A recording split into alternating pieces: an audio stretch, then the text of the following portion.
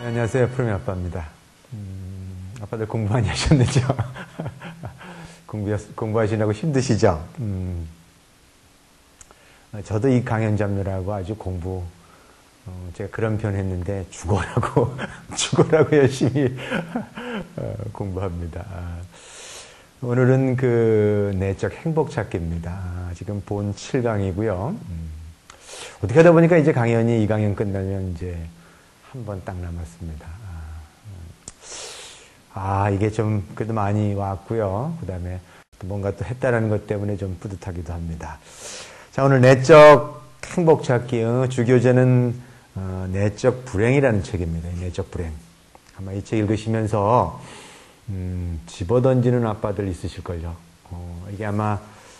이게 읽다가 도저히 이렇게 마음에 걸리는 내용이 있을 겁니다. 딱 주제가 어떤 부분에 들어오다가는 이게 왜 그런지 모르는데 그냥 이렇게 기분이 나빠지고, 그 다음에 막 이렇게 화가 나고, 막 이러면은 이거는 그 딱 걸리는 이렇게 그 주제가 아마 아빠들 갖고 있는 내적 불행과 연결이 되어 있을 겁니다. 저도 이 책을 읽을 때 처음에는 이 내적 불행이라는 말 자체가 굉장히 걸렸습니다. 왜냐면은 무슨 불행이 내적 불행이 있는가라는. 그래서 저도 이 책을 읽다가, 이게 사실 제가 선택한 책입니다. 원래 이 책을 제가 선택하게 된 거는 그 스마트 러브라는 책, 이게 원래 저자가 마사 하이네만 피퍼, 윌리엄 J. 피퍼입니다. 그래서 스마트 러브의 저자인데, 그 스마트 러브의 책을 읽으면서 제가 이 내적 불행이라는 개념을 알게 됐고, 그 다음에 이 내적 불행에 관한 부분들이 이게 궁금해서 이거를 번역하게 했고, 그 다음에 이 책을 만들어내게 했습니다. 근데 사실은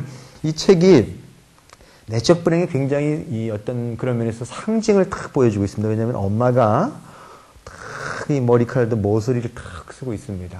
그리고 그 엄마가 바라보는 그 거울 안에는 아주 어린 시절에 울고 있습니다. 그리고 지금 그 아이는 굉장히 반듯한 아이. 어떻게 보면 감정 표현도 없고 굉장히 이렇게 얼굴 표정 봤을 때 뭔가 예의 바르긴 하지만 전혀 이렇게 어떤 로봇 같은 그런 어린아이가 있다라는 그런 부분들. 이거는 사실은 지금 엄마의 내면에 있던 이 아이가, 이 상처받은 아이가 결국 아이를 이렇게 키우게 된다라는 것을 어떤 면에서 상징적으로 보여주는 어떤 그런 표지입니다. 그런데 이런 어떤 그 아빠들은 그런 얘기를 합니다. 왜 그렇게 자꾸만 그 내적 불행, 어떻게 보면 과거의 얘기인데, 왜 과거 얘기를 그렇게 끌어내서 자꾸만 현재를 이렇게 좀 기분 안 좋고 또 불쾌하게 하고 뭐 이렇게 그런 얘기를 하는가라고 그런 질문을 하신 분도 계시는데, 사실은 현대 심리학이 이렇게 밝힌 가장 큰 어떻게 보면 업적은 뭐냐면요, 우리가 현재를 살아가는 데 있어서의 어떻게 보면 90% 이상이 과거의 어린 시절의 경험에 의해서 결정된다라는 겁니다. 무슨 얘기냐면 어떤 일이 사실은 어떤 것을 통해서 굉장히 화가 나고 기분이 나쁘고 어떤 면에서 불행해지고 뭐 이런 걸 느낄 때 그것이 그 일이 주는 것이 아니라 그 일과 관련된 어떤 맥락에서의 어떻게 보면 어린 시절에 경험했던 어떤 그런 부분들이 굉장히 깊은 연관이 있다라는 거죠. 제가 요새 저는 경험으로도 이것을 좀 깨닫게 되는데, 요새 푸르미닷컴에 뭐 여러 가지 많은 그 논쟁이 벌어지고, 그 논쟁 안에서 뭐 푸르미 교육법을 이렇게 적용했더니 이렇게 무슨 유사자폐, 무슨 초독소증이 이렇게 나왔다 이런 얘기를 할 때 저는 그런 내용을 들으면서 굉장히 답답합니다. 근데 답답한데 제가 이 답답한 이유가 그런 것이 원인이 돼서 답답한 줄 알았더니 곰곰이 생각하니까 제가 이게 원인이 돼서 답답한 건 아니었고요. 물론 그것도 어느 정도 영향을 미치겠지만 주 근본의 원인은 제가 어린 시절에 저희 아버님이 술을 굉장히 많이 좋아하셔서 이렇게 술을 먹으면 아주 고주망태가 돼가지고 뭐 논에 가다가 뭐 논에 엎어져서 이렇게, 그래서 제가 많이 업고 오고, 또 뭐 자전거도 다 이렇게 막 이렇게 그 상처 자전거도 뭐 이렇게 길거리에 버려지고. 그래서 그때 아버지에게 얘기를 할 때 아버지한테 무슨 얘기를 하면서 아버지 왜 이렇게 술을 드시냐고 이렇게. 근데 아버지는 이미 술을 드셔가지고 정신을 잃어버렸기 때문에 어떻게 전혀 설득하지 못하는 그때의 답답함을 저는 제가 느끼면서 어린 시절에 그 상처받았던 제 어린 시절의 내면의 아기가 그렇게 해서 지금 이렇게 다시 나에게 지금 영향을 미치고 있구나. 그 부분을 알았습니다. 그래서 그 부분을 곰곰이 생각하고 또 그때 느꼈던 감정들을 다시 생각하니까 이런 독서 이런 논쟁에 관한 부분들이 그렇게 마음이 무겁지 않고 충분히 이해하고 또 소외받은 어떤 그런 마음들도 있을 거고 그거를 다 어루만져 주지 못하고 감싸주지 못했다라는 어떤 그런 생각도 제가 하게 됐습니다. 그래서 마음은 그렇게 불편하지는 않습니다. 사실은 이 내적 불행이라는 개념은 처음부터 이 내적 불행을 개념을 안 거는 아닙니다. 이것을 처음부터 알았다 그러면 이거는 굉장히 어떤 면에서는 이 내적 불행이 알게 되는 계기는 사실은 푸르미교육법이 진화하는 과정에서 이 내적 불행 사실 내적 불행이라는 이 단어로서 전할 수 있는 것. 이전에는 내적 불행이라는 단어가 없었기 때문에 이 단어를 몰랐기 때문에 우리가 경험하는 것에 관한 어떻게 보면은 이렇게 나도 모르게 화가 나고 나도 모르게 불쾌하고 또 나도 모르게 이렇게 우울해지고 뭔가 애를 키우면서도 굉장히 벽이 있고 넘어갈 수 없는 어떤 그런 부분들이 분명히 있었는데 이것이 뭔지를 몰랐습니다. 그래서 그냥 키우다 보면 또 좋아질 수도 있어 이런 식으로 넘어갔었는데 이 부분을 알게 된 것은 사실은 어떤 계기를 통해서 알게 됐냐면 초창기에 우리는 어린아이들 책에 관한 부분들이 굉장히 어떻게 하면 책을 잘 읽어요라는 어떤 그 논쟁이 많이 벌어졌고 또 이렇게 논쟁을 하는 과정 속에서 책을 잘 읽는 어린아이도 이렇게 나왔고 또 어떤 애들은 책에 관한 부분이 중간에 멈추고 어떤 이런 과정들을 거치면서 책을 좋아하는 어린아이들은 결국 정서적으로 상처를 받지 않았던 어린아이들이 궁극적으로 책을 좋아하는 어린아이로 간다라는 걸 알았다라는 거죠. 이거는 제가 예전에 강연했을 겁니다. 상처받은 어린아이들은 다시 말해서 자기가 사랑받을 만한 존재인가에 대한 확인이 없는 아이들은 그 확인을 하는데 걸리는 시간, 확인하면서 모든 에너지를 다 써버리기 때문에 그 어린아이는 책으로 깊이 가지 못한다는 몰입이 이룰 수 없다는 걸 알게 됐는데 그래서 우리가 그러면 어떻게 이렇게 정서적인 상처를 주지 않을 것인가에 대한 그런 공부하는 과정 속에 아이를 있는 그대로 사랑해라, 배려하라, 배려에 관한 부분들을 우리가 많이 얘기했습니다. 이전에는 배려가 뭔지, 희생이 뭔지, 아니면 방임이 뭔지에 관한 논쟁도 많이 했습니다. 그런데 어떤 부모는 배려 깊은 사랑을 줄 수 있는 부모가 있는데 어떤 부모는 책은 읽히는 건 해줄 수 있습니다. 그다음에 뭔가를 이렇게 어린아이에게 들어줄 수 있는데 그 어린아이에게 감정을 공감하지 못하고 정서에 관한 부분들을 전혀 읽어내려가지 못하는 어떤 그런 이거는 저는 그 이전에 왜 그럴까 그랬는데 사실 저도 이 정서에 관한 부분이 많이 죽어 있었는데 저도 몰랐던 부분입니다. 이것은 우리가 공감받지 못했고 어떤 면에서 배려 깊은 사랑을 어린 시절에 받지 못했기 때문에 그것을 아이에게 주는 것이 너무 어려웠기 때문에 배려 깊은 사랑을 있는 그대로 사랑을 주기가 너무 어려웠다라는 거죠. 따라서 이 배려 깊은 사랑을 줄 수 없는 것이 무엇인가를 찾다 보니까 이거를 깊이 들어가다 보니까 이런 배려 깊은 사랑을 결정적으로 막는 요소가 내적 불행이라는 개념이 있더라는 거죠. 따라서 내적 불행이 한동안 내적 불행 때문에 힘들었습니다. 왜냐하면 내적 불행이 과연 이 내적 불행이라는 것 자체가요. 일단은 내적 불행이라는 개념을 알게 되면은 내 자신의 내면 안으로 깊이 들어가야 될 시간들이 필요합니다. 이 시간은 굉장히 많은 에너지들을 필요하고 그다음에 감정의 변화가 굉장히 극심하게 일어나는 어떤 그런 혼란된 그런 시기를 거쳐가게 되어 있습니다. 이게 또 어려웠던 부분들은 뭐냐면 내적 불행을 자신의 내적 불행을 보고 그 치유의 과정이 들어감과 동시에 아이들이 예를 들어서 어린아이들이 이렇게 자랄 때 이렇게 18개월 이전까지 이렇게 크게 요구하는 것이 아니고 그냥 이렇게 먹고 자고 또 그냥 부모가 이렇게 충분히 해줄 수 있는 사랑해줄 수 있는 그런 시간들을 그럴 때는 상관이 없는데 아이들이 무법제 시기에 들어와서 어떻게 보면은 또 이렇게 자신의 자아를 표현하고 또 부모는 열심히 사랑해줬는데 자신의 감정에 관한 부분들을 이렇게 싫다고 또 삐치고 또 뒤집어지고 이렇게 표현하는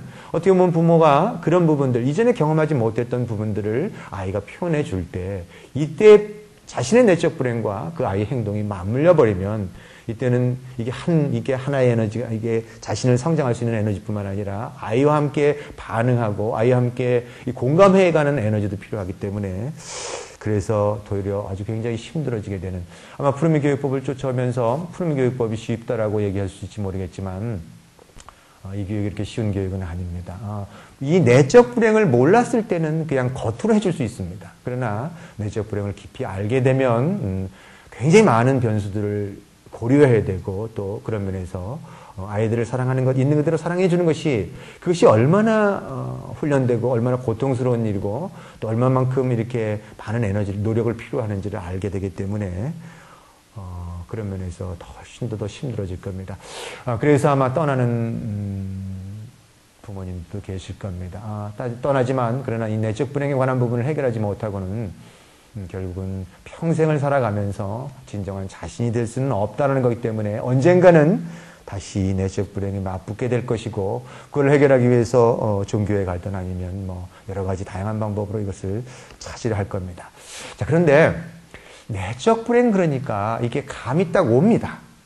분명히 내적 불행, 자신에게도 내적 불행이 있다라고 생각합니다. 물론 저는 그런 생각을 합니다. 인간이기 때문에 인간은 다 누구나 내적 불행을 가질 수밖에 없다라고 생각합니다. 내적 불행이라는 것은 어떤 면에서는 이렇게 그 정도의 차이지, 어떤 사람이 내적 불행이 더 심하고 어떤 사람은 내적 불행이 좀 더 적을 뿐이지, 그 누구나 다 내적 불행을 가질 수밖에 없습니다. 근데 내적 불행이라는 개념은 사실은 어떤 면에서 출발하는 거냐면 어린아이를 키울 때 내적 불행을 쉽게 구별해낼 수 있는데 내적 불행은 어린아이가 이 세상에 태어날 때 예를 들어서 어린아이가 악하게 태어나는 것도 아니고 또 어린아이가 백지로 태어나는 것이 아니라 어린아이가 어떤 성향을 갖고 태어나냐면 어린아이는 굉장히 건강함을 갖고 태어나는 것 때문에 내적 불행이 생기는 겁니다. 건강함이라는 것은 어린아이는 부모가 자신을 있는 그대로 사랑해 줄 것이라는 믿음을 갖고 태어납니다. 결국 뭐냐면 아이는 부모가 말하는 행동, 부모가 예를 들어서 뭐 그런 어떤 것을 표현하는 그 모든 것. 그러니까 아이는 부모가 해주는 어떤 그 하나하나의 그 말과 행동 그 모든 것이 사실은 자기를 다 잘 되라고, 자기를 진정으로 사랑해 주기 때문에 그래서 해준다라는 그 믿음을 갖고 태어난다라는 거죠. 따라서 예를 들어서 만일 우리가 부모가 돼서 우리가 어떤 면에서 내적 불행이 있었다면, 우리 부모로부터 내적 불행을 받았다면, 우리가 있는 그대로 사랑받지 못했다면 우리도 우리 안에 어떤 면에서는 아이를 잘 키우고 싶은 그런 마음이 있고 그것 때문에 우리 아이에게 정말 모든 정성을 다해서 사랑을 다해서 아이에게 그 사랑을 주지만 그 사랑을 준 것 안에 그 아이를 불행으로 만들게 하는 어떤 그런 요소들이 있더라는 거죠. 예를 들어서 저 같은 경우 제가 이전에 강연했습니다. 저는 제가 아까 울음이라든가 찡찡대는 어떤 그런 감정에 관한 부분들에 그 걸림이 있었다 그랬습니다. 왜냐하면 저는 어린 시절에 울지 못했던 어떤 그런 부분이 있었기 때문에 그래서 뭐 우리 아이들이 울면 울지 마라고 얘기했을 때 그 아이는 울지 말라는 그 말뿐만 아니라 그 표정 안에서 울지 말라는 것은 감정을 표현하지 말라는 겁니다. 따라서 사실은 울지 말라는 표현은 그 아이가 우는 것을 내가 참지 못해서 그래서 그 아이에게 이렇게 울지 말라고 얘기했던 건 그렇게 말했을 때 아이는 어떻게 받아들이냐면 감정을 표현해서는 안 되는구나. 그래서 우는 감정을 표현해서는 안 된다라고 이렇게 받아들임으로써 결국 자신의 감정을 다시 억압해버리게 되는 결국 뭐냐면 어린아이를 잘 키우고 싶고 어린아이를 사랑해서 어린아이를 잘 키워야 되는데 어린아이를 그러기 위해서는 훈육을 시켜야 된다고 생각하고 어린아이를 통제해야 된다고 생각해서 어린아이를 예를 들어서 뭐 막 뒤집어진다 할 때 뒤집어지는 것 자체도 어떻게 보면은 그 어린아이가 부모와 접촉하고 부모에게 사랑을 달라고 요구하는 그 과정인데도 그 마음을 자신이 표현할 수 없어서 행동으로 표현하고 있는 건데 부모가 저것이 버릇없다고 저래서 어린아이가 나중에 무슨 사회적인 어떤 행동을 할 것인가 라는 생각 때문에 어린아이를 야단치게 되고 때리게 되고 또 우리가 잘못 알고 있는 것 중에 하나가 예를 들어서 타임아웃을 시킨다라는 거. 타임아웃이라는 것은요.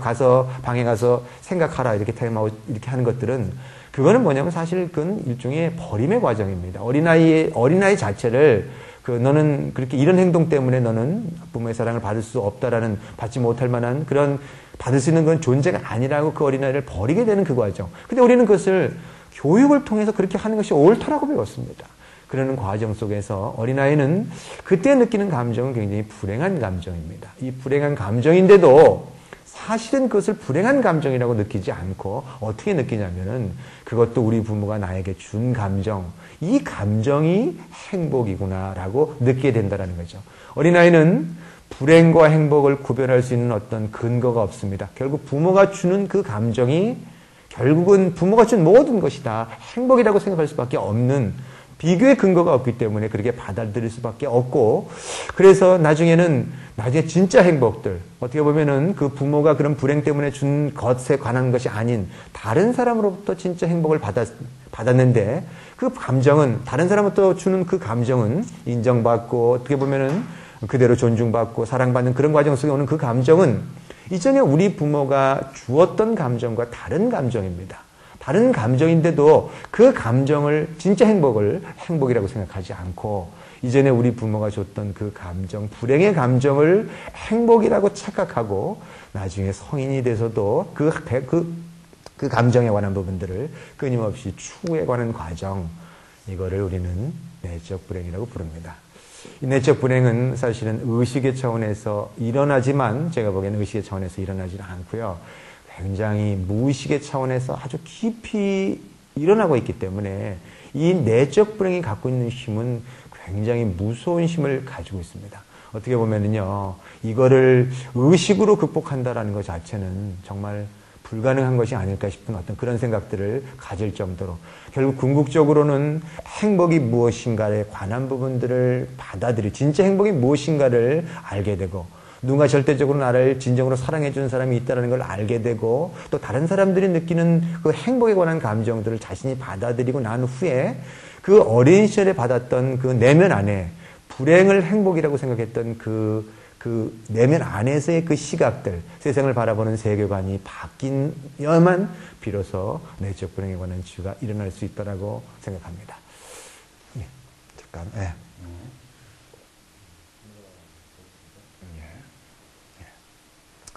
사실은 오늘 그 내적 불행에 관한 책은, 이 내적 불행이 무엇인가에 관한 부분들은 아주 이 책 안에 자세히 나와 있습니다. 그래서 제가 이 책 내용을 가지고 일일이 강연하는 것보다는, 저는 이 내적 불행에 관한 책들이 이 책뿐만 아니라 내적 불행을 이해하려면, 제가 보기에는, 우리 최근에 나온 책들인데, 아이 마음속이라는 책도, 이건 감정에 관한 책입니다.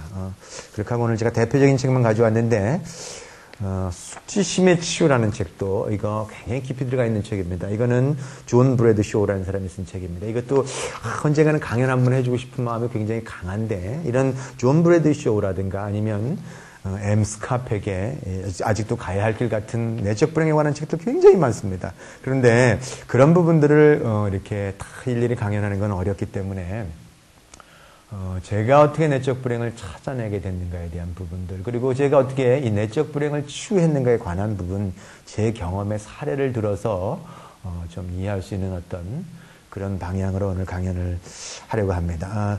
저는 사실 제가 내적 불행에 관한 부분들 저는 몰랐습니다.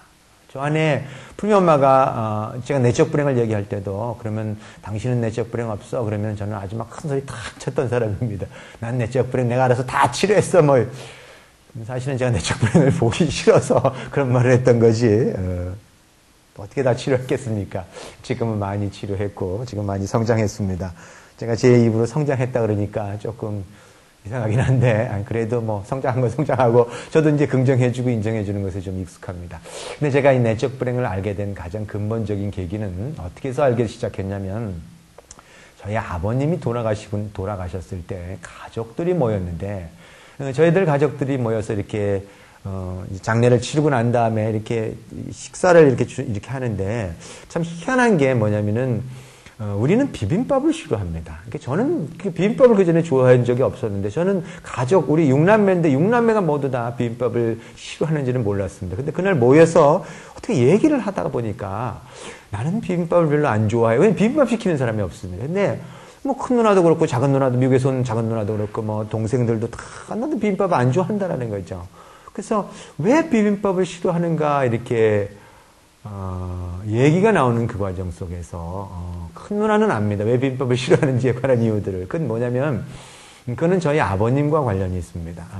저희 어머님과 저희 아버님이 어떻게 우리를 키웠는가에 관한 아주 어린 시절에, 저는 너무 어렸기 때문에 그런 부분은 잘 몰랐지만, 그래도 큰 누나는 저보다 나이가 많기 때문에, 저희 아버지는 사실은 이북에서 이렇게 홀로 나와서 전쟁을 겪었던 사람입니다. 그래서 전쟁 영웅이었습니다. 사람을 굉장히 많이 죽였고, 그 다음에 돌아가실 때까지도 항상 이렇게 너무 많은 사람을 죽였다라는 어떤 그거의 죄책감 때문에 이렇게 물론 이제 국가를 위해서 이렇게 전쟁을 치렀지만 사람을 죽인 거에 대한 고통에 관한 부분을 평생 상처로 간직하고 있었던.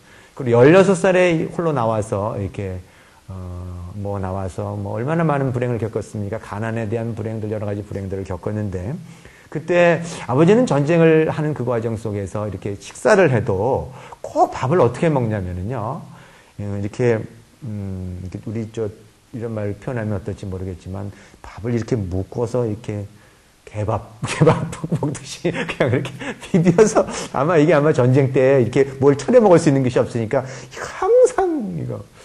근데 아버지는 이렇게 술을 드시면은 이렇게 굉장히 착했던 분입니다. 너무너무 착해서 사람들이 선량하다 그러는데, 술만 드시면 아주 전혀 다른, 사람으로 변했던 사람입니다. 어떻게 보면은, 제가 이렇게 글에서 그런 글을 썼습니다. 아주 어린 시절을 폭력에 물들어서 오돌오돌 떨게 만든 공포 속에 살게 했던, 정말 그거는 생각만 해도 밤에, 그래서 제가 어둠을 싫어하는지는 잘 모르겠습니다. 그 밤에 이렇게, 엄마는 그래도 그렇게 고통스러우니까 안 싸울 수가 없는 거죠. 우리 부모 세대가 그랬는지 어떤지 모르겠습니다. 그냥 깨지고, 뒤집어지고, 그 다음에 밥상 발로 차가지고 흐트러지고 그러면 그거, 일일이 또 이렇게 엄마 울다가 또, 그것 이렇게, 반찬, 없는 반찬이지만, 이렇게, 치우는 그 비참함, 이런, 그런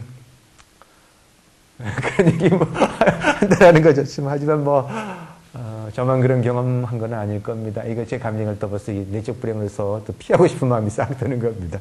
어떻든 간에 그 과정 속에서 엄마는 아버지가 밥 먹는 것조차를 싫어했습니다. 그렇게 하는 스타일 자체를 싫어한 겁니다. 그래서 항상 식사를 차려주면 그렇게 먹는다라고 보고했고, 그리고 우리한테만큼은 그런 거를 그렇게 비빔밥이라든가 이런 걸 차려주질 않았습니다. 따라서 저는 어린 시절에 비빔밥을 먹어본 기억이 별로 없습니다. 따라서 제가 비빔밥을 싫어하는 것은 당연한 거죠.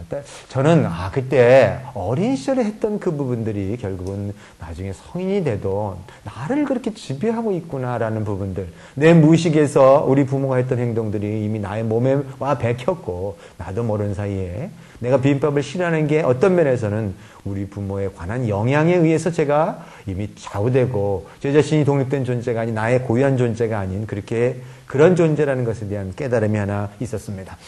그러나 그거는 그냥 그것뿐이었죠. 그것이 어떻게 제 인생을 이렇게 지배해 왔는지는 잘 몰랐던 겁니다. 그런데 이게 어떻게 결정적으로 제가 내적 불행에 관한 부분들을 알게 된 계기는 뭐냐면은 사실은 저는 제가 푸르미 아빠라는 이름 때문에 내적 불행을 알게 된 겁니다. 이것은 푸르미 아빠가 아니었으면 내적 불행을 깊이 들어오지도 못했고 찾지도 못했을 겁니다. 저는 제가 어떤 면이 있었냐면 푸르미 엄마가 항상 저한테 무슨 얘기를 하냐면 강연을 가면은 저는 잘 아시다시피 제가 푸르미닷컴 10년 동안 이 많은 어머님들을 상대하고 이러지만 제가 예를 들어서 무슨 이렇게 여자 문제라든가, 그죠? 이런 스캔들이라든가, 이런 부분들에 관한 부분에 아마 그거는 사람들이 한 번도 들어보지도 못하고 아마 그런 부분이 있었다는 것도 한번 나와 본 적도 없을 겁니다. 굉장히 제가 어떤 면에서는 이렇게 자신을 통제할 수 있는 힘이 있고, 그 다음에, 그런 어떤 부분들이 있는데, 푸른 엄마가 저보고 항상 하는 말이 어느 경우에는 당신이 스승의 자리에 서지를 않고 자꾸만 뭐냐면 어머님들한테 이렇게 뭔가 이렇게 이렇게 특히 불쌍한 경우에 더 이렇게 줘야 되고 어떤 이런 부분들에 대한 자리들 뭔가 좀 끝없이 나눠주면서 어떻게 보면 그 안에는 희생도 들어갈지 모르겠습니다. 그런 자리에 이렇게 선다라는 얘기를 합니다. 어떻게 보면은 스승의 자리가 아닌 이렇게 무슨 어떤 얘기를 할까요? 어떻게 보면은 무슨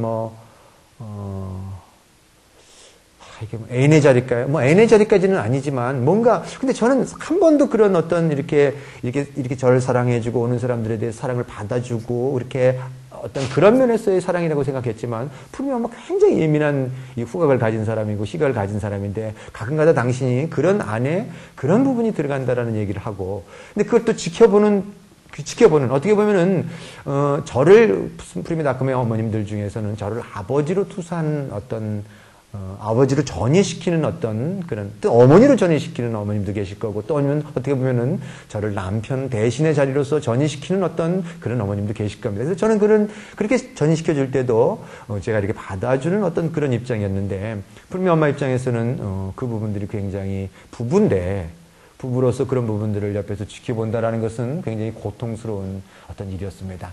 또 한 가지는 제일 힘들었던 부분은 뭐냐면, 제가 푸르미닷컴을 만들고 난 다음에 거의 8년이라는 세월 동안을 무보수 대표를 했던 어떤 그런, 어떻게 보면은 푸르미닷컴에서 모든 것들을 이렇게 나눠주는 어떤 그런 끊임없이, 그 중에 푸르미 엄마는 자신이 가져야 될 것조차도 제대로 갖지 못한다라는 어떤 그런 부분 안에서 이것이 누적되고 쌓여왔습니다. 물론 그것이요, 제 내적 불행만 그런 게 아닙니다. 푸르미엄마 내적 불행은 뭐냐면은 이렇게 뭔가 굴복하는, 미리 그 사람한테 이렇게 맞춰주는 그런 불행이 있었는데, 그 부분들이 더 이상 고통스러워서 할 수 없는 상황. 어느 날 밤중에 푸르미엄마가 터져버리고 막 그냥 통곡을 하게 되는, 막 그 통곡. 저는 통곡을 할 때 잠에서 깼는데 막 통곡을 하면서 누구한테 그렇게 하소연을 하냐면 푸르미한테 그거를 털어놓는 거 있죠. 제가 보기엔 푸르미한테 내적 불행을 주고 있었던 겁니다. 어떻든 간에 푸르미는 한 2시간 동안 이렇게 푸르미 엄마가 떠드는 이렇게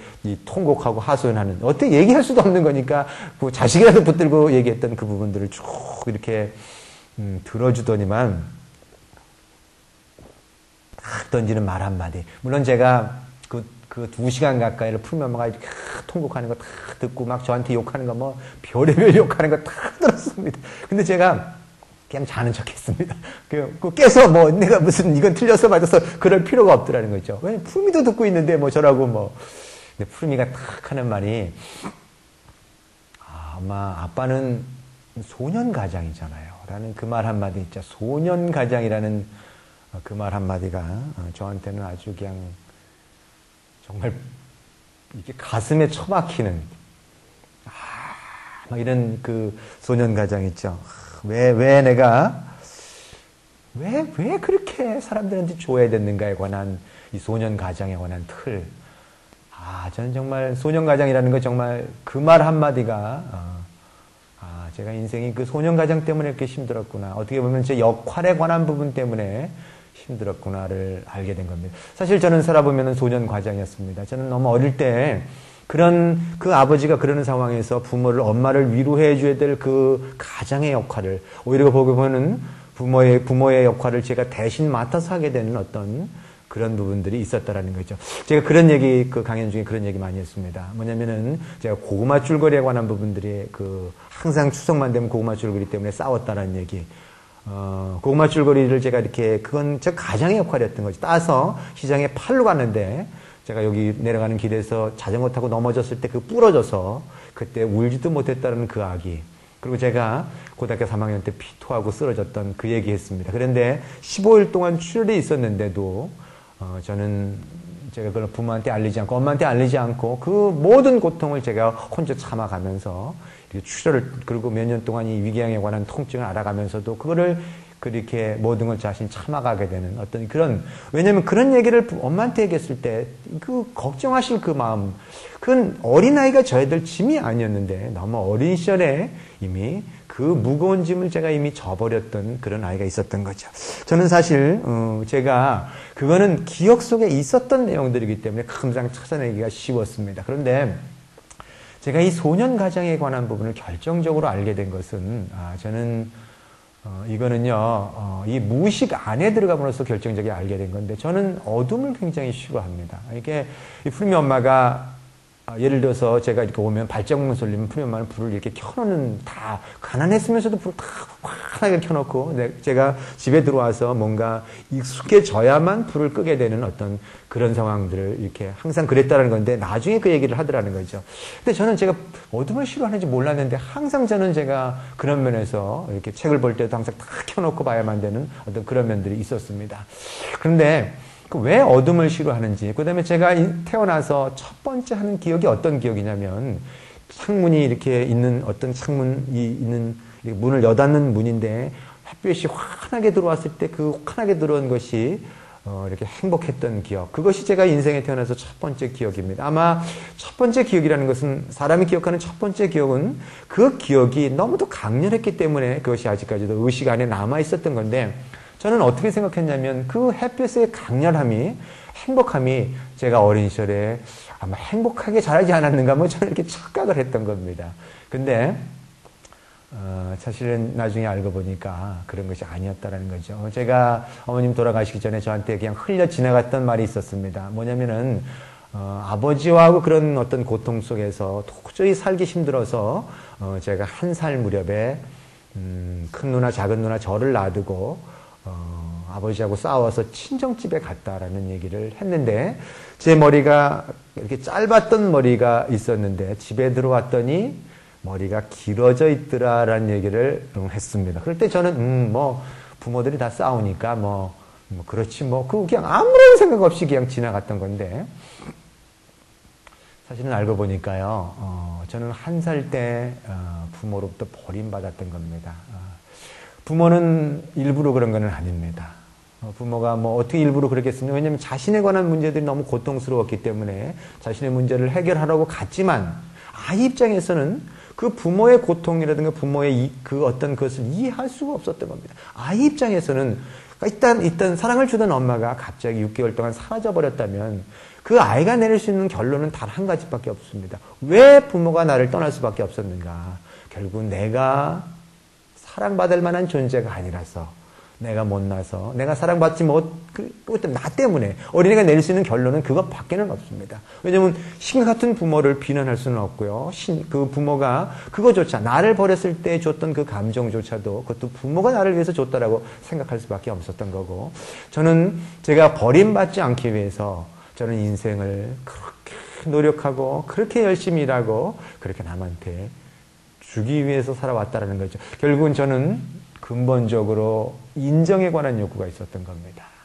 버림받지 않고자 하는 그 마음 참 무서운 게요. 제가 푸르미 엄마한테 무슨 이런 얘기가 나오면 제가 연애할 때도 제가 이런 얘기했습니다. 푸르미 엄마 나는 너무 어린 시절에 고생을 많이 해서 나를 이렇게 힘들게 않게 해줘. 좀 이런 얘기들. 그 다음에 뭐 얘기가 나오면 제가 이렇게 저도 모르게 무식 중에 그래도 우리 부모가 나를 버리지도 않은 것이 그것만 해도 다행이야. 뭐 이렇게 푸리 엄마는 나중에 그런 얘기를 합니다. 부모가 애를 키우는 게 당연하지. 뭘 버리지 않았던 것을 그렇게 감사하게 생각하느냐. 근데 제가 나중에 보니까요. 무의식 안에서 버리지 않았음에 대한 감사는 이미 버림받음에 있었다라는 거죠. 제가 왜 빛을 좋아했냐면 그것이 왜 행복했냐면 그거는 그 당시 어둠 속에 아버지 술 드셔서 1살짜리 뭘 돌봤겠습니까? 뭐 그때 전기가 있었겠습니까? 뭐가 있겠습니까? 그 어둠. 어떻게 보면 이 어둠은 빛에 대한 어둠도 있지만 마음속에 버림받음에 관한 그 어둠. 따라서 그때 나갔을 때 빛이 환하게 비쳤을 때 그 경험이 너무도 강렬했기 때문에 제가 그것을 첫 번째로 기억하지 않았는가. 결국 제 인생은 인정받기 위한 인생이었습니다. 제 삶 자체가 제가 이 당뇨병에 걸리고 어떻게 보면 피토하고 쓰러지고 그 다음에 다른 사람을 위해서 어떤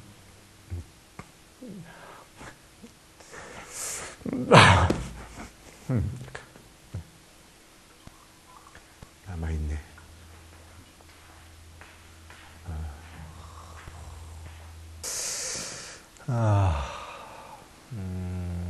그래, 버림받다라는 게 그렇게 무섭습니다. 남자는 되게 인정받기 위해서, 여자는 버림받음 두려움 때문에, 사실 그게 같은 말인데도, 거기서부터 출발하지 않는가. 제가 오늘 그런, 부모님 얘기를 하면서, 사실은 부모님을 비난하고자 하는 말들은 아닙니다. 왜냐하면 그 부모도, 우리 어머님, 우리 아버님은 사실, 많이 사랑했던 사람입니다. 그 한계 내에서. 아마 우리 부모님도 그 부모로부터 받은 것보다는 덜 주려고 노력했을 겁니다. 똑같이 받은 것보다는 더 많이 사랑해 주려고 노력했는데, 그러나 뭐 인간일 수밖에 없잖아요, 그죠? 그 안 줄 수 없는 거는 줄 수밖에 없는 어떤 그런 환경들. 그것이 뭐 한 개인의 문제는 아닙니다. 그것은 민족의 문제이기도 합니다. 우리 부모 세대가 굉장히 불행을 많이 겪었던, 오히려 이 전쟁과 일제를 거치면서 아주 너무너무도 고통스러웠던 그 세대이기 때문에 그 불행이 결국은, 사실은 이 내적 불행은요, 1세대에서 이렇게 그 아버지 세대에서 오지는 않습니다. 적어도 5대 이전서부터 이렇게 그 가족을 통해서 유전처럼 어떻게 보면 유전 증폭돼서 내려오게 돼 있습니다. 그를 무의식 안에서 나도 모르게 전달되기 때문에, 그래서 알지 못했을 뿐이죠. 자, 그러면 어떤 부모들이 과연 그러면은 그렇게 내적 불행을 주는가라는 부분들. 물론 이제 여러 유형이 있을지 모르겠지만 제가 보기에는 크게 세 가지 유형이 내적 불행을 주게 되어 있습니다. 첫 번째는 어떤 유형이 내적 불행을 주냐면 억압적인 부모는 내적 불행을 줍니다. 억압적인 부모는 뭐냐면 어린아이를 굉장히 이렇게 통제하고 컨트롤해야 됩니다. 그 다음에 딱 그 부모 안에 이렇게 정해진 기준 안에 딱 들어와야 됩니다. 그래서 이런 부모들 굉장히 무섭습니다. 이렇게 한치의 그것도 없이요. 그냥 해야 될 의무를 할 건 부과하고, 그 다음에 이게 비난합니다. 뭘 잘못하면 비난하고 비평하고, 그 다음에 그런 면에서 아주 이렇게 좀 무서운, 어떻게 보면 이 사회가 아버지를 무섭게 하는 어떤 그런 면들이 어쨌든 내적 불행에서도 좀 출발한 것이 아닌가, 어떤 그런 면들이 좀 있습니다. 이런 억압하는 부모들은 항상 알 수 있습니다. 그리고 이 억압전 부모 밑에서 자란 사람들은 굉장히 반듯하게 자랍니다. 그렇게 하고 푸르미 교육법을 쫓아오면서도 이렇게 이 억압된 부모 밑에 자란 사람들은 눈치 하나는 기가 막히게 빠릅니다. 그래서 굉장히 빨리 캐치해내고, 왜냐면 이 억압된 부모 밑에서는 이게 눈치가 빠르지 않으면은 불효령이 떨어집니다. 그렇기 때문에 그냥 불안합니다. 왜냐면은 그냥 그대로 인정받은 게 아니고 항상 이렇게 부모의 눈치를 봐야 되고 부모의 기분을 살펴야 되기 때문에, 따라서 그런 억압하는 그 과정 속에 뭐가 사라지냐면 자신 안에 있는 자존감이라든가 이런 부분들은 사라져 가게 되고, 따라서 아이를 잘 키워내는 어떤 그런 부모 밑에서 굉장히 유순한, 어떻게 보면 굉장히 이 억압형 부모 밑에 자란 사람들은 유순합니다. 지금 푸르미닷컴에서 문제가 되는 어린아이들 중에서 이렇게 책을 읽고, 문제가 된다기보다는 이렇게 어린아이가 사회적인 교류를 나누지 못한다라는 어떤 그런 어린아이들 중에서도 억압형 부모 밑에서도 나올 수 있습니다. 어떤 어린아이가 그렇게 나오냐면은, 그 억압을 해서 자신의 화를 억압한 부모 밑에서. 그러니까 그 무슨 얘기냐면, 화가 날 때, 부모가 만약 화를 확 풀어버리면 그 화를 감당할 수 없을 때 내가 내 있는 화를, 나는 부모처럼 살지 않겠다 그래서 화를 완전히 억압해버리는, 어떻게 보면은 이 수동적으로 억압해서 자신이 화 자체가 났는지 안 났는지 모르는 어떤 그런 사람들이 있습니다. 이런 사람들은 화를 내가 내지 않음으로써 어쩔 수 없는 환경에 적응하게 되는 어떤 그런 과정. 그래서 그 부모처럼 화를 내지 않겠다라고 사실은 그 화가 나는 부모한테 자라서 그 반대적인 걸 했지만 화가 억압된 상태가 돼 있는 상황에서 굉장히 많은 화를 품고 있습니다. 그런데 어린아이를 키우면서 그 화가 사실은 어린아이는 너무도 부모를 섬세하게 읽기 때문에 그 화에 관한 부분들을 어린아이에게는 속일 수가 없습니다. 어린아이는 그 부모의 화를 떠맡게 되는 어떤 그런 과정을 거쳐가게 됩니다. 이런 경우에는 어린아이들이 그렇게 부모가 배려했는데, 부모가 화 한 번 안 냈는데 말 그렇게 잘 들었는데, 그런데도 왜 이렇게 어린아이가 뒤집어지는가, 이렇게 화를 내는가라고 볼 때는 되게 분노가 이렇게 억압된 부모 밑에 자라서 분노를 억압한, 수동으로 받아들이는 부모 밑에서 그런 어린아이들이 나올 수 있다는 거죠. 또 한 그룹은 또 어떤 그룹이 있냐면요, 이 내적 불행을 주는 그룹 중에서는 방임형이 있습니다.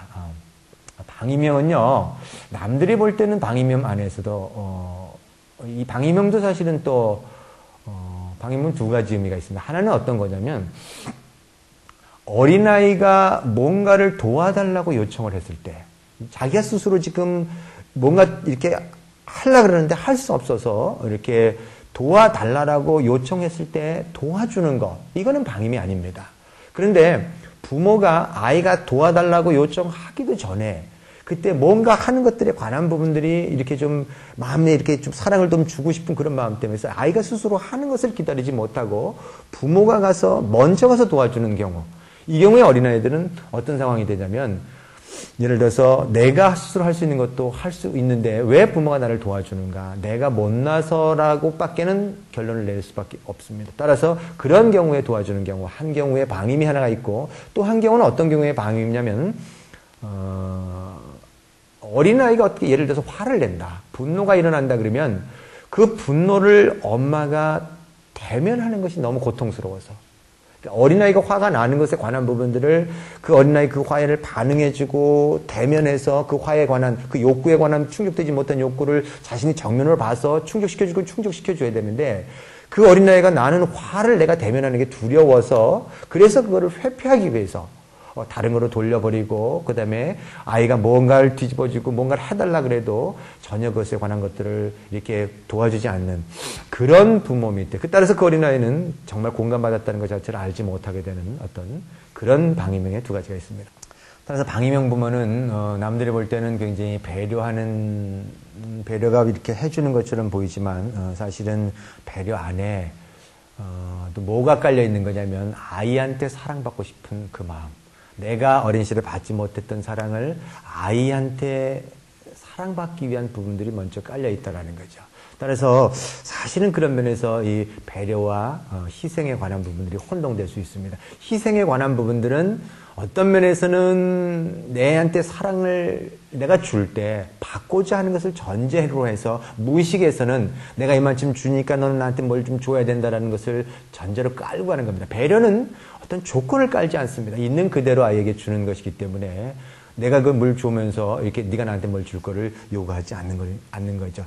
세 번째 유형은 방청입니다. 이 방청은 사실은 어떤 면에서 억압형도 부모와의 접촉이 있었고 방임형도 어떻든 간에 부모와의 접촉이 있었습니다. 그래서 교류가 나눴지만 방치형이라는 것은 사실은 그 교류 자체가 애초에 없어버리는 어떤 면에서 부모의 부재, 저도 어떻게 보면은 6개월 동안 방치당한 그 경험이 있었던 겁니다. 따라서 이 방치당한 사람은 감정이 무엇인지에 관한 부분들, 자신이 어떤 존재인지에 관한 자신을 비춰줄 수 있는 거울 자체가 없었기 때문에 방치당한 사람들은 오히려 이 감정에 관한 부분들 훨씬 더 파악하기 어렵고 힘들 수 있습니다.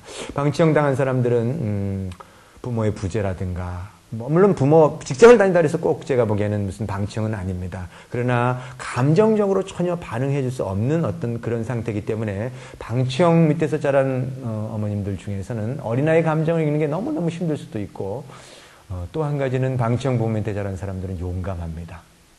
굉장히 용감해서요. 두려움이 없을 수도 있습니다. 그리고 방치형 밑에서 자란 그 부모님들은 어떻게 보면은 인생을 자기 스스로 개척해 가게 되는 따라서 부모가 자신을 사랑해 줬다고 왜냐하면 교류 자체가 없었고 사랑에 관한 부분이 없었기 때문에 방치형 부모 밑에 있는 사람들한테 제가 이렇게 물어보면 부모님이 사랑해 줬어요 이렇게 물어보면 자기는 어린 시절 굉장히 행복했다라고 얘기합니다. 제가 아까 제 자신의 방치에 관한 얘기를 했습니다. 햇빛이 비치는 걸 저는 행복한 걸로서 받아들였지 그 어둠에 관한 걸 싫어서 햇빛을 행복으로 그렇게 받아들인 것에 관한 부분들을 모른 것처럼 부모님이 자신을 굉장히 사랑해 줬다라고 얘기합니다. 그래서 제가 구체적으로 이런 얘기를 합니다. 어떻게 사랑을 해주셨지? 구체적으로 한번 얘기해 주세요. 어떻게 해서 사랑받았고 어떻게 해서 행복했어요? 라고 얘기하면 방치형 부모 밑에서 자란 사람들은 사실은 구체적으로 얘기할 수가 없습니다. 어떻게 사랑받는지에 관한 부분 자체가 없습니다. 다만 머릿속에서 왜 부모가 나를 이렇게 내가 원할 때 내가 이렇게 같이 있어달라고 요구할 때 사실은 사랑이라는 것은 내가 같이 있고 싶을 때 같이 있어주는 거고 그저 내가 뭘 할 때 바라봐주는 거고 그렇게 함께하는 그 시간들을 그렇게 갖는 건데 그런 때 왜 나를 부모님 나하고 같이 안 있었는가에 관한 내리는 결론 자체가 제가 이전에 얘기했던 것처럼 나 자신이 사랑받을 만한 존재가 아니기 때문에 그랬다라고 내릴 결론 내릴 수밖에 없고 내가 사랑받지 못할 존재면 내가 버림받을 존재면 너무너무 고통스럽기 때문에 결국은 뭐냐면 나는 사랑을 머릿속에서 다시 만들어내야 되는 그런 과정을 거쳐가야 된다는 거죠. 따라서 방치형 부모들은 이 내적 불행을 알기는 훨씬 더 어렵습니다. 다만 그렇다고 치유가 일어나지 않는 거냐? 그렇지는 않습니다. 시간이 걸릴 뿐이지만 분명히 그 안에서 하나하나 찾아가는 과정 속에서 치유는 충분히 일어날 수 있다고 봅니다. 그러면 이런 내적 불행을 가진 방치형이든 억압형이든 아니면 방임형이든 간에 이런 내적 불행 자체가 과연 우리 인생을 살아가는 데서 어떤 결과를 주느냐 이런 부분들이죠. 결국은 이렇게 받았지만 내가 인생을 살아가는 데 있어서 영향을 미치지 않는다면 그건 제가 보기에는 그렇게 큰 문제가 되지는 않습니다. 다만 그런데 이렇게 우리가 내적 불행을 가졌을 때는요, 아주 우리 인생을 사는데 아주 치명적인, 어떻게 보면 인생을 굉장히 고통스럽게 살아가는, 어떻게 보면 행복이 와도 행복을 거부해버리고 행복을 이렇게 불행을 추구하게 되는. 저는 요새 그 한국 사회에서 굉장히 자살이 많다 그랬는데 그 자살도 사실은 어떻게 보면은요, 유명인사들 자살하지 않습니까? 사실 제가 보기에는요, 그 자살에 관한 부분도 자신이 어린 시절에 불행했기 때문에 자신을 죽어야 될 존재라고 봤고, 그래서 그렇기 때문에 스스로 목숨을 끊어버리게 되는, 내적 불행에 관한 문제가 해결되지 않고는 이 자살의 문제가 제가 보기에는 이렇게 해결되기는 쉽지 않을 거라는 거죠. 아주 극단적으로는 자기의 생명을 버리게 되는 그런 결과를 갖게 되는데요. 내적 불행을 갖게 되면은요, 일단 어떤 상태가 되냐면 죄책감이 굉장히 많습니다. 내적 불행을 가진 사람은요, 예를 들어서 죄책감이라는 것은 행동에 관한 부분들의 잘못입니다. 우리가 인간이 아니라 어떤 면에서는 행동을 잘못할 수도 있고, 또 행동을 잘못하는 과정 속에서 충분히 치유에 대한 과정도, 왜냐면 그 행동을 잘못하면서 배워가는 과정이니까. 근데 우리 부모가 내가 뭔가를 잘못했을 때, 억압형 부모가 예를 들어서 너 그걸 똑바로 해야지 뭐 이렇게 들어갔을 때 그 죄책감은요 굉장히 오래 남습니다. 그래서 성인이 돼서도 뭔가 조금만 잘못하면은 굉장히 나 자신을 탓하고 나 자신을 비평하게 되고 나 자신을 벌주게 되고, 그래서 나 자신에게 가혹하게 되고, 또 나 자신에만 가혹한 것이 아니라 남한테도 가혹하게 되는 어떤 그런 과정을 거치게 되고, 죄책감보다 더 큰 문제는 내적 불행은 아주 수치심과 굉장히 깊은 관련이 있다는 거죠. 죄책감은 행동에 관한 부분들입니다. 그런데 수치심은 행동의 문제가 아니라 수치심은 너의 존재 자체가 잘못됐다는 뜻입니다. 그러니까 너가 방치당했다 그러면 너 존재가 태어날 필요가 없어. 넌 이 세상에 살만한 가치가 있는 사람이 아니야. 이런 어떤 부분들에 관한 메시지를 받았다면, 내가 내 자신이 수치스럽다고 생각할 때 그 수치심이라는 부분들은요, 굉장히, 이거는 인간으로서 제일 견디기 어려운 것들이, 나 자신의 존재 가치가 없다는 것이 제일 견디기 어려운 그런 상황이 된다는 거죠. 따라서 내적 불행이 심하면 심할수록 아주 수치심이 굉장히 많을 수밖에 없고, 수치심이 많다라는 얘기는 뭐냐면은요, 나 자신에 관한 부분이 너무 수치스럽기 때문에 다른 사람과의 관계를, 원만한 관계를 맺지 못한다는 겁니다. 수치심과 죄책감이 많은 사람은 다른 사람과의 교류를 나누지 못합니다. 인간은 본능적으로 다른 사람과 함께 살아가야 될 존재인데, 내 자신이 너무 부끄러워서, 너무 수치스럽기 때문에 다른 사람과를 사귈 때 다른 사람이 나의 이 수치심을 알면 어떻게 될까 싶은 생각 때문에 항상 수치심은 다른 사람을 멀리하게 되고, 부부 사이에서도 이 수치심이 많으면은요, 부부가 어느 정도 가까이 오는 것에 관한 부분이 본능적으로 거부하게 돼 있습니다.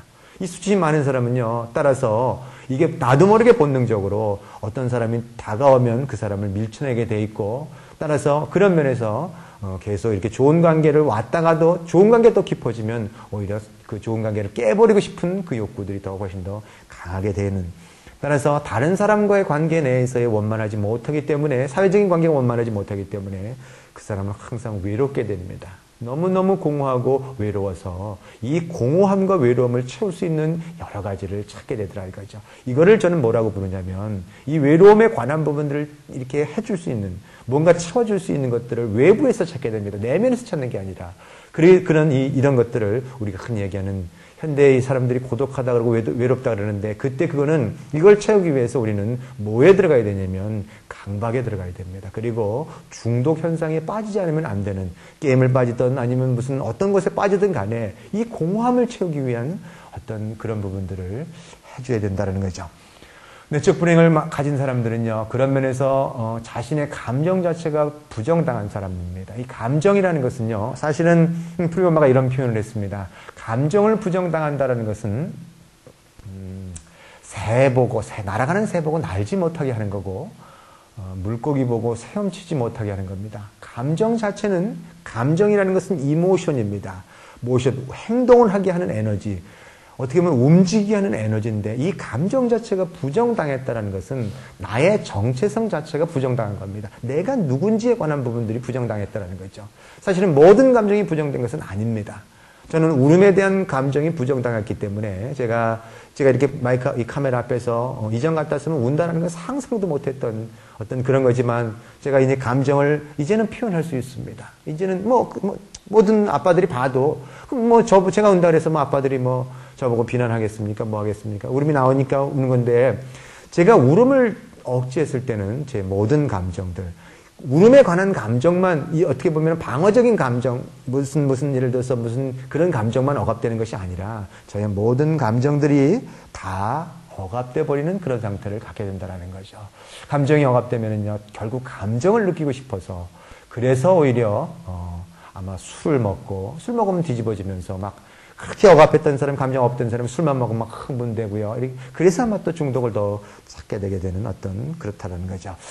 어떤 중요한 것은요, 이렇게 내적 불행을 가지면은요, 궁극적으로 그 사람 존재 자체가 부정당하기 때문에 그 사람의 자존감 자체가 굉장히 낮을 수밖에 없는 그런 결과를 가져옵니다. 자존감이 낮다는 얘기는 내 자신의 존재 근거가 내 안에 있지 않습니다.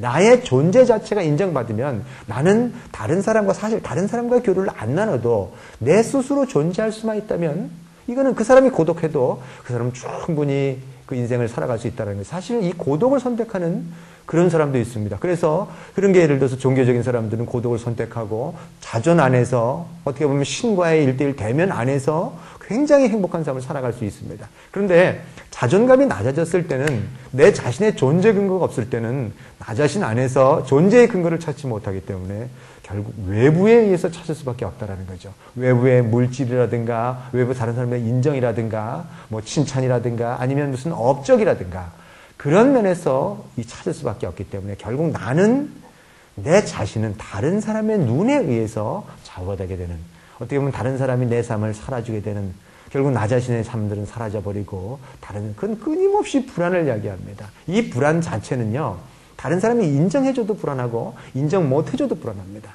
결국 우리 아이들이 이렇게 책을 줘도 불안하고 책을 안 줘도 불안하고 책을 읽어도 불안하고 놀아도 불안하고, 이것은 그 불안은 결국 어머님 마음속 안에 있는 어떻게 보면 내적 불행으로 인해서 그 불안 자체가 그대로 아이에게 투영되는 그 과정, 이것이 어린아이를 아픈 아이로 만드는 거지, 그 아이가 책을 많이 보고 안 보고에 따라서 뭐 열심히 보고 몰입에 들어가서 그런 면에서 그 어린아이가 이렇게 무슨 자폐를 가거나 이러지는 않는다라는 거죠. 자, 어떻든 간에 낮은 자존감을 가질 수밖에 없고 내적 불행이.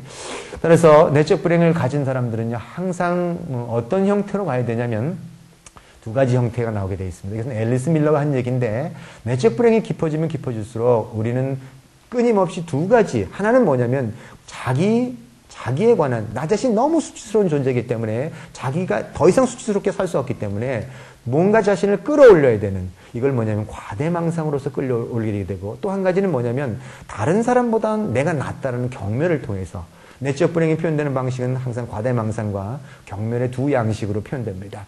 경멸에 대한 표현들은 어떻게 되냐면 프로미닷컴안에서 내 아이가 너의 아이들보다는 책을 더 많이 읽는다. 그리고 다른 아이가 조금이라도 뛰어나면은 그 아이보다는 내 아이가 더 뛰어나야 되는데 그 안에서 어떻게든지 그 아이를 깔아내리고 내 아이가 더 뛰어나게끔 하는, 그래서 어린아이를 쥐어짜게 되고 몰아가게 되는 그런 과정으로 하나가 들어가게 되어 있고요. 과대망상은 자신이 굉장히 뛰어남을 보여줘야 되기 때문에 그런 면에서 과대망상은요, 어떻게 보면 심해지면은요, 이거는 굉장히 큰 범죄로 갈 수 있습니다.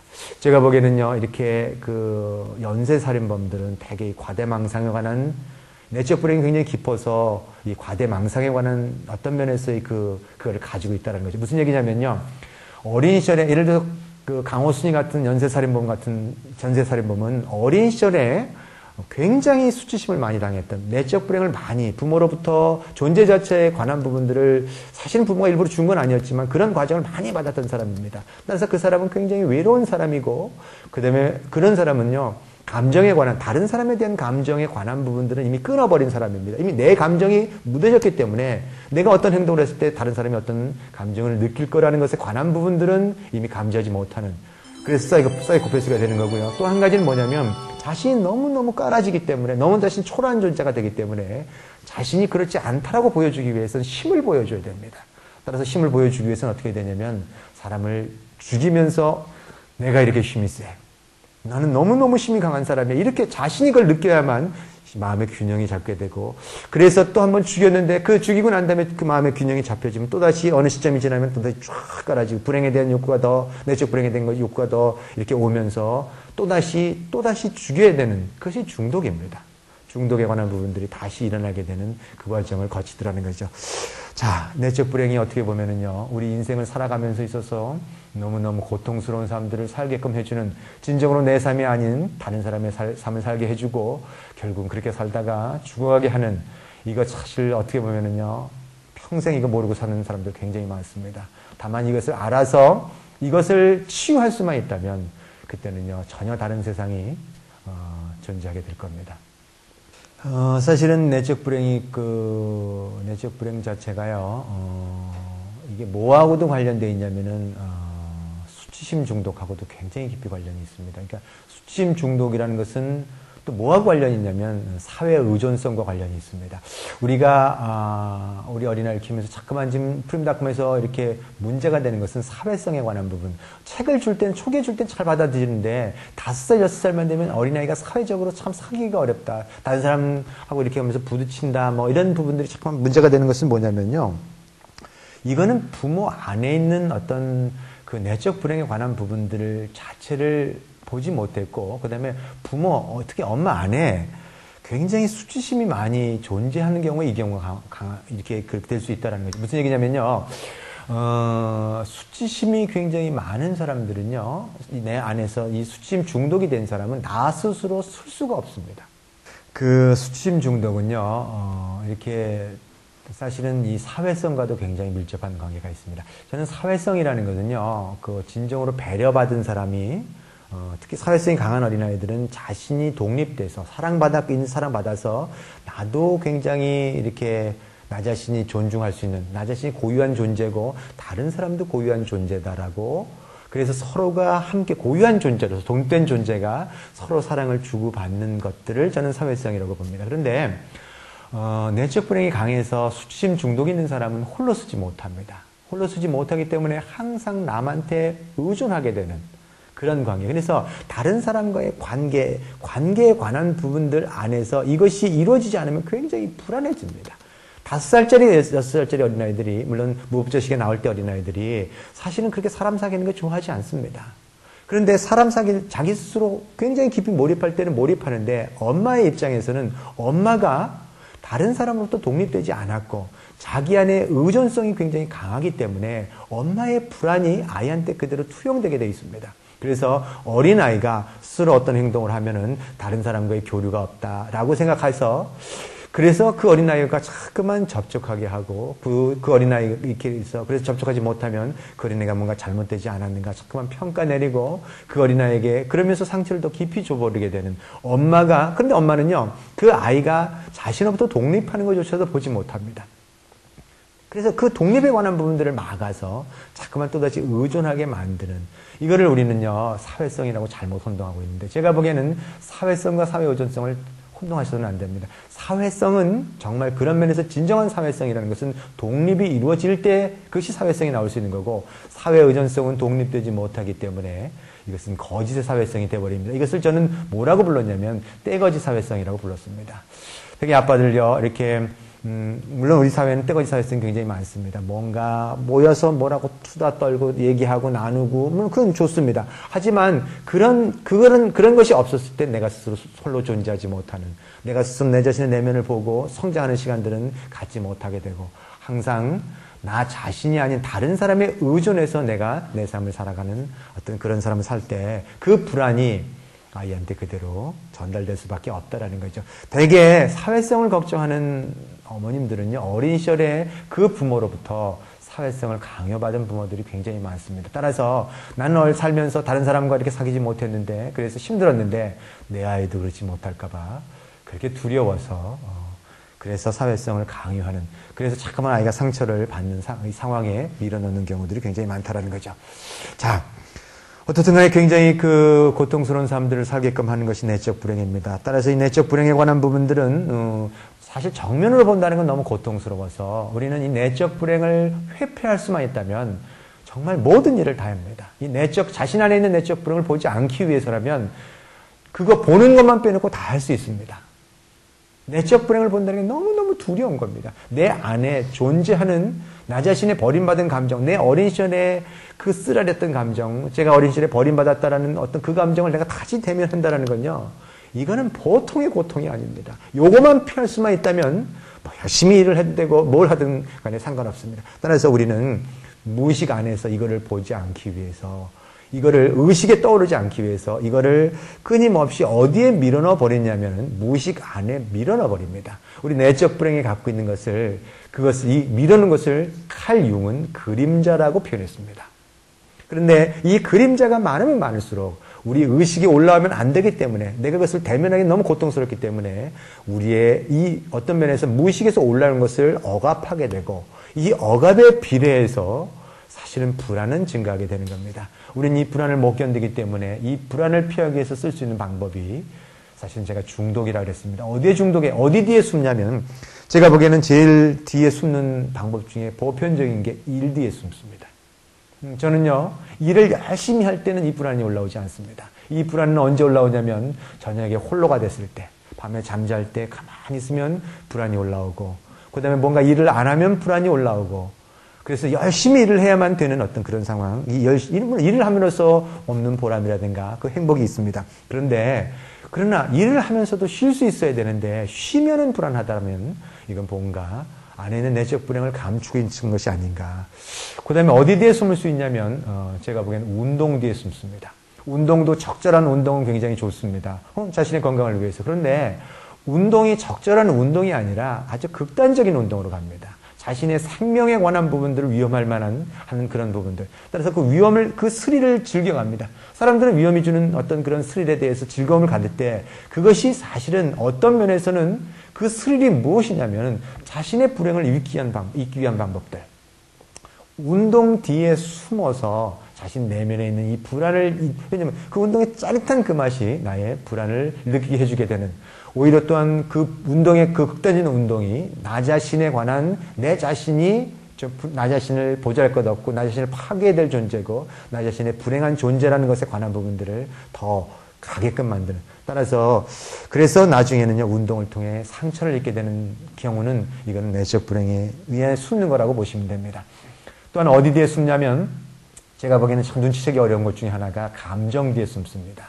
감정이 어떤 감정 뒤에 숨냐면 내적 불행 중에서, 내적 불행 안에서 저 같은 건 예를 들어서 이런 감정 뒤에 숨습니다. 저는 그 슬픔에 관한 부분들을 이렇게 그 어린 시절에 이렇게 소년 가장으로서의 어떤 그런 느꼈던 그 슬픔들, 울어야 될 것들, 울지 못했던 슬픔을 뭐에 뒤에 숨겼냐면 저는 화에 뒤에 숨겼던 것 같습니다.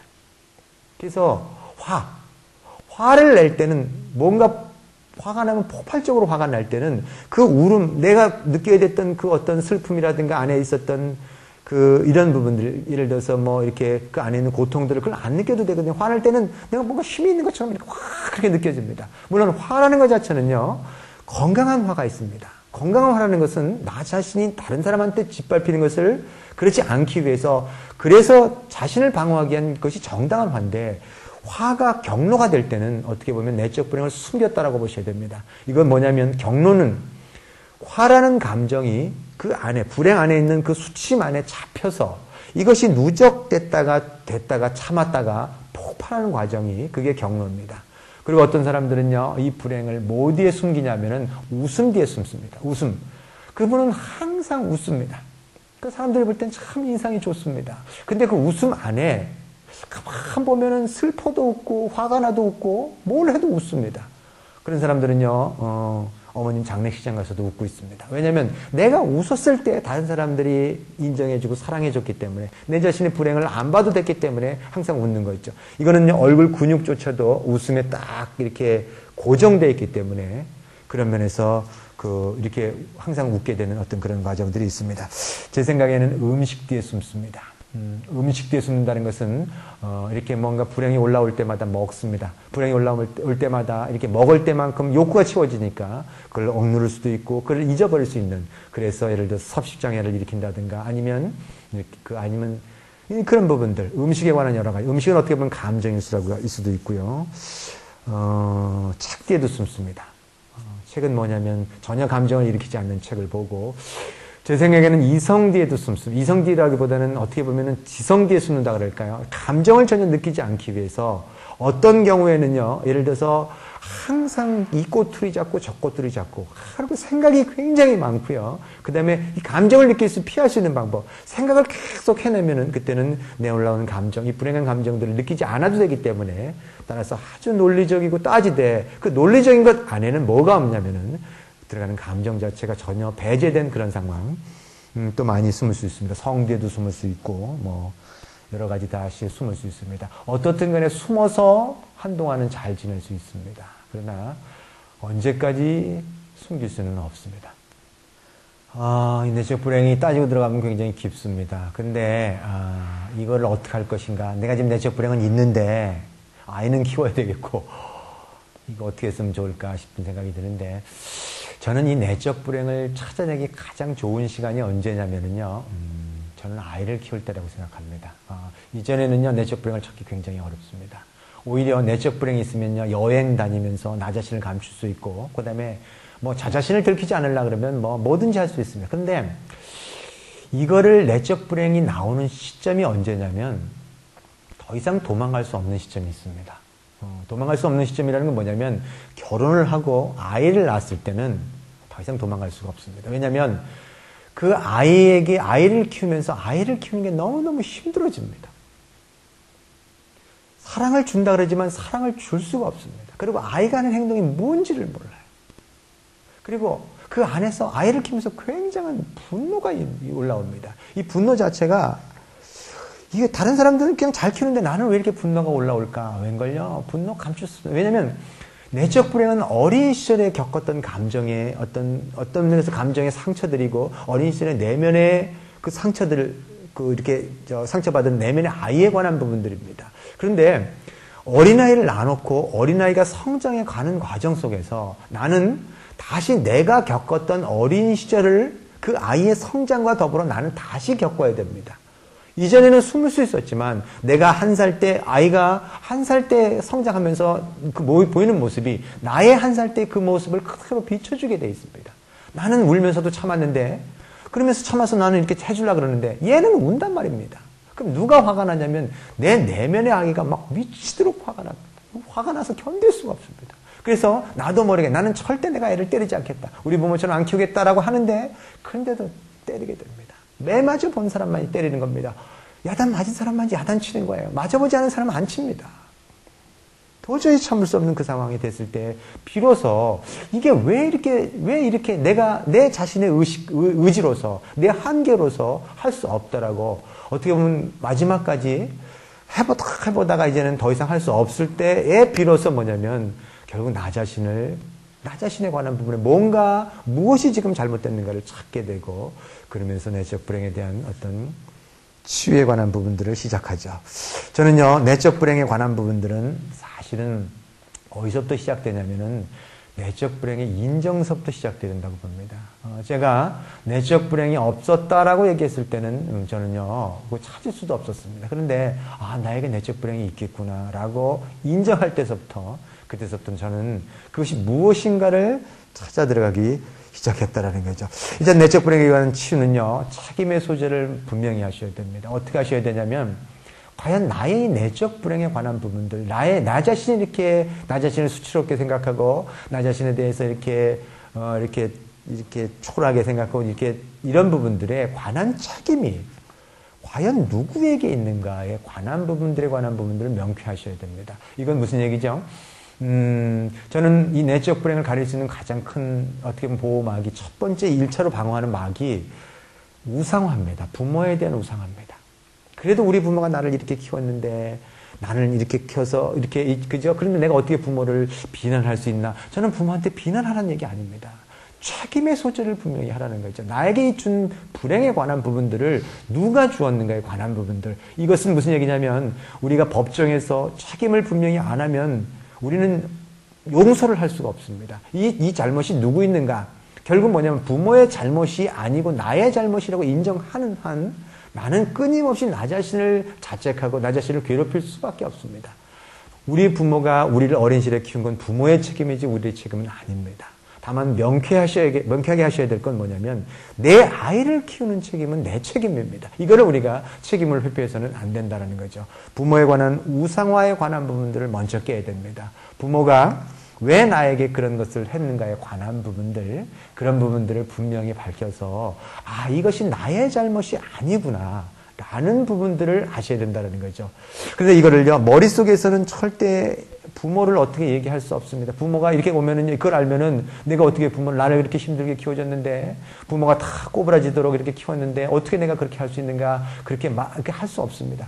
저도요, 아버지에 대해서 이렇게 죄를 물을 수 없었습니다. 제 책임을 물을 수 없었습니다. 왜 그러냐면요, 저는요, 제가 이렇게 살면서 아버지가 그럴 수밖에 없었다라고 이해하기 전에, 아버지는요, 예를 들어서 아버지가 여기 살면서 어떤 것을 하셨냐면 기름 장사를 하셨습니다. 그래서 이렇게 저 미군 부대 앞에서 기름 이렇게 어떻게 보면 훔치는 겁니다.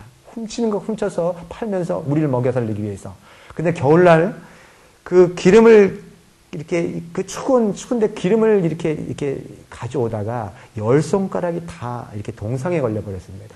집에 와서 막 탁탁탁 구르면서 이건 전쟁에 총 맞은 것보다 더 고통스럽다. 너무너무 고통스럽다. 이 10손가락이 다, 손톱이 다 빠져버리는 걸. 그걸 저는 어린 시절에 그거 지켜봤습니다. 그래, 우리를 먹여 살리기 위해서 저렇게까지 고생했는데 어떻게 아버지한테 책임을 물을 수 있었나라는 부분들, 그 부분들 때문에 저는요, 그 자신을 감춰야 됐고, 그 책임은 다 나에게 돌렸기 때문에 항상 저에게는 뭐가 있었냐면, 저 자신을 감시하는, 그다음에 저 안에는 수치심이 그대로 존재하고 있었다라는 겁니다. 따라서 저는 이 수치심을 표현할 수 있는 방법도 없었고, 감춰야만 됐기 때문에 항상 내면에서는 그것이 이렇게 어떻게 보면 갈등을 일으키고 고통을 줬던 어떤 그런 시간들이 있었다는 거죠. 따라서 저는 그런 얘기 합니다. 부모에게 책임을 물을 것은 물어라는 얘기입니다. 그런데 물는데 부모님이 돌아가셨습니다. 그리고 도저히 물을 수 없잖아요. 그런데 도저히 물을 수 없다면 그때는 어떻게 하시면 되냐면 편지를 쓰세요. 제가 한번 강연했습니다. 이 부모님 저는 이렇게 사랑받고 싶었는데 이렇게 부모님 그때 이 말을 해줬을 때 이렇게 받지 못해서 너무 고통스러운 아이가 있어요. 왜 그때 그런 말씀을 하셨죠? 그죠? 저는 이렇게 사랑받고 싶었는데 이런 부분들 있죠. 그리고 이런 말을 듣고 싶었어요. 이거 쓰십시오. 그리고 편지를 안 보내도 괜찮습니다. 그냥 간직하고 있어도 되고 정말 부모하고 대면할 수 있다면 대면이라는 부분들은 제 자신을 사랑하는 그 과정들을 거쳐가면서 대면했는데 대면을 하기 전에는 사랑에 관한 부분이 먼저 채워져야 됩니다. 따라서 그런 면에서 자신에 관한 부분들, 그 책임에 관한 부분들을 밝히시고 저는 그런 얘기를 했습니다. 부모를 쉽게 용서하지 말라 그랬습니다. 이거는 종교의 가르침하고 좀 다릅니다. 뭐냐면 부모를 용서해라 이렇게 들어가는데 저는 그렇다고 생각하지 않습니다. 뭐냐면 용서를 쉽게 해버리면 이전에 있었던 부분들, 내 자신 안에 있었던 그 상처에 관한 그 부분들을 다 드러내지를 못합니다. 안에 있어 내면에 상처받은 내면 아이를 그 억눌렸던 감정들을 드러내지 못하면 왜냐면 그 위에 시멘트를 딱 뒤집어 씌워서 그래서 뭐냐면은 다시 그런 감정이 어느 순간에 이것이 5년이 지나서 10년이 지나서 나올지도 모르는데 그때 나오는 어떤 그런 부분 할 때 시멘트를 덮어버리기 때문에 결국 그 부분은 계속 수치심으로 남아서 또다시 고통으로서 또다시 반복될 거라는 거죠. 그렇다고 제가 용서를 쉽게 하지 말라 그랬지 용서를 하지 말라 그러지는 않았습니다. 용서는 어디로부터 오는 거냐면 연민으로부터 오는 겁니다. 연민이라는 것은요, 왜 우리 부모가 사실은 우리 부모가 한 행동은 나에게 상처를 주었지만 그 부모 안에도 굉장히 고통받는 아기가 있었을 거라는 그것. 인간 안에, 보편 안에 어쩔 수 없을 수밖에 선택할 수밖에 없었던 그 연민의 마음들. 그리고 그 안에서도 그렇게 사랑해 주려고 노력했다라는 그 마음을 진정으로 이해했을 때야 비로소 우리는 용서할 수 있다는 겁니다. 저는 용서는요, 제 자신이 살기 위해서 하는 용서라고 생각합니다. 내 안에 그 분노와 화를, 불행을 간직하고 있을 때는 살아갈 수 없습니다. 제가 사람들을 해치기 위해서 용서하는 사람을 어떤 면에서 화를 간직하고 있을 때는요, 이렇게 다른 사람들을 복수하고 싶다면 제 안에 불덩어리가 있는데 이 불덩어리를 저 사람한테 해치겠다라고 가지고 있으면 사실 상처받는 거는 내가 먼저 받지 다른 사람이 먼저 받지 않습니다. 나 자신을 사랑하는 과정이 용서하는 과정이고 그것은 연민을 통해서만 그것이 있을 수 있다는 거죠. 저는 아버지가 왜 그랬는지 몰랐습니다. 아버지가 왜 그렇게 우리를 어린 시절에 그렇게 했을까? 근데 16살짜리 아이의 그 고통, 그 사람을 죽인 그 고통, 그 가난의 그 고통, 그 안에 있을 때 그 어린아이의 그 두려움, 이것을 제가 제 마음으로 느꼈을 때 비로소 저는 이전에 아버지를 사랑한다는 말을 해본 적이 없습니다. 할 수가 없었어요. 나올 수가 없어요. 이렇게 고통을 준 사람은 어떻게 사랑한다고 얘기했겠는가. 그러나 제 마음속에 연민에 관한 마음을 갖고 난 후에나 비로소 사랑한다는 말을 할 수 있었다는 거죠. 책임의 소재를 분명히 하는 말이 그 말입니다. 책임에 그런 부분들이 있어야만 그 다음에 내적 불행을 치유할 수 있고요. 두 번째는요. 제가 보기에는 이 감정에 관한 부분들을 받아줘야 됩니다. 이제 감정을요, 이게 억압하지 마시고요. 이 감정은 굉장히 어린 시절의 감정은 얼어붙어 있어서 감정이 얼어붙을 때는 의지가 지 맘대로 뜹니다. 판단을 내리기가 굉장히 어렵습니다. 따라서 다시 어떻게 하셔야 되냐면 그 이전에 있었던 감정들, 그 안에 있는 감정들을 다시 맛보게 되는 그때 그 고통스러운 것에 관한 부분이 어땠을까에 관한 부분을 머리로 받지 않고 가슴으로 받아야 되는 어떤 그런 것에 관한 경험을 하셔야 됩니다. 이거는 거쳐가야 됩니다. 이건 누군가를 있는 그대로 사랑해주는 사람이 있어야 됩니다. 저는요, 왜 부모가 돼서 이게 치유가 일어날 수 있다고 보냐면, 누군가 자신을 있는 그대로 사랑해주는 사람이 있습니다. 제가 보기엔 누가 있는 그대로 사랑해주냐면, 자식이 부모는 있는 그대로 사랑해줍니다. 자식은 어떤 경우에도 부모에게 조건을 거는 적이 없습니다. 부모가 서울대학교 안 나왔다 그래서, 우리 엄마 아니야, 우리 아빠 아니야, 안 그럽니다. 부모가 돈을 많이 벌어와서 못 벌어오니까 당신은 우리 부모 아니야, 이럴 수 없습니다. 공부 잘한다고, 우리는 공부 못한다고 야단치지만, 아이들이 부모 공부 못한다고 야단치는 거 봤습니까? 아이들은 그렇지 않습니다. 아이들은 정말 필사적으로 자기의 목숨을 다해서 사랑합니다. 하지만 우리는 아이를 있는 그대로 사랑해주지 않습니다. 아이들이 목숨을 건 사랑처럼 이 사랑을 우리가 받았을 때, 내가 이렇게 사랑받을 만한 존재라는 것을 알았을 때, 우리 내면의 아이는 치유가 시작된다라는 거죠. 저는요, 이거를 누가 해줄 수 있냐면 부부가 서로 해줄 수 있다라고 생각합니다. 한 사람이 정말 먼저 깨달았다면, 더 내적 불행에 관한 부분을 알았다면 그 남편을 있는 그대로 사랑해주는 그 과정을 거쳐서 남편의 내면의 아이를 사랑해줄 수 있고, 아내가 먼저 알았다면 그는 남편의 내면의 아이를 사랑해줄 수 있다라는 거죠. 저는요, 요새 제가 요번에 그 설 때 굉장히 굉장한 치유의 경험들을 했습니다. 어떤 경험이냐면, 제가 그 정신분석에 관한 책을 요새 많이 읽었는데, 품위 엄마가 저를 꼭 어떻게 전이시키냐면, 자기 어린 시절에 특히 엄마로서 저를 전이시키는 거 있죠. 뭐냐면, 엄마한테 못 받은 것을 저한테 받으려 합니다. 왜 그런가 가만 봤더니, 품위 엄마 남동생이 하나 있었는데, 남동생이 품위 엄마 5살 땐가 죽었습니다. 근데 죽었는데, 품위 엄마 그때 수치심이 발달할 시기고, 그럴 시기에 엄마 왜 죽었어? 이렇게 물어봤더니, 어머님이 그냥 모르고, 그냥 지나가면서 한마디인 겁니다. 그냥 지나가면 네가 울어서 죽었다. 이렇게 들어가 버린 겁니다. 네가 울어서 죽었다라는 그 말이 사실은 그냥 스쳐 지나가는 말인데, 품위 엄마한테는 그것이 마음속 안에 굉장한, 어떻게 보면 살인자로 남아 있었던 겁니다. 이 자신이 그래서 품위 엄마는 숨도 제대로 못 쉬고 이렇게 굉장히 고통스럽게 살았는데, 그게 자신이 그런 살인자라는 건 전혀 생각을 못하고, 머릿속에는 울어서 죽나, 그건 그럴 수가 있나, 애가 운다고 죽으면 다 죽나, 이렇게 따졌던 거죠. 근데 제가 프로이드에 관한, 남동생이 죽음으로써 이렇게 그거에 관한 부분을 파져 들어가면서 이렇게 프로이드 학문이 발전해가는 그런 계기를 얘기해 주면서, 제가 그 감정에 관한 부분들, 그 얘기들을 해줬습니다. 푸리 엄마 나한테 지금 듣고 싶은 얘기가 어떤 얘기야? 라고 들었을 때, 푸리 엄마가 이런 얘기 합니다. 마음속에 들려오는 소리가 그 감정을 받아들이는 건데요. 예쁜 딸아, 내 책임이 아니야 라는 얘기를 해달라 그러는 겁니다. 예쁜 딸아, 내 책임이 아니야. 푸르미 엄마가 장모님으로부터 어떤 얘기를 들었냐면, 너가 아들로 태어났으면 그 다음에 애들 더 안 낳았을 텐데, 이런 얘기도 들었던 겁니다. 따라서 푸르미 엄마 입장에서는, 푸르미 엄마는 자기가 여자라는 것에 성에 관한 부정을 당한, 그냥 그거 심각하게 한 거 아닙니다. 그런데도 그거에 관한 부분 하나 하고, 그 다음에 아이가 죽은 책임이 나 책임, 내가 혹시 그를 죽이지 않았는가, 그거에 대한 것들을 무의식간에 받아들였고, 자신을 살인자로서 그렇게 살아가고 있었던 어떤 그런, 그래서 항상 그것이 주기적으로 이렇게 이 무의식에서 나왔기 때문에, 제가 뭔가 잘못하면, 제가 푸르미 엄마한테, 이거 당신이 잘못한 게 아니야, 그러면요, 아주 화가 확 올라오는 그런, 왜냐면 내 책임이 아니야! 라는 부분들을 그렇게, 부모한테 듣고 싶은 말인데 저한테 그걸 듣고 있었던 거, 해달라고 요구했던 거죠. 그래서 제가 푸르미 엄마한테 이렇게, 아가야, 이렇게 예쁜 아가야, 예쁜 딸아, 내 책임이 아니란다라고 그렇게 제가 이렇게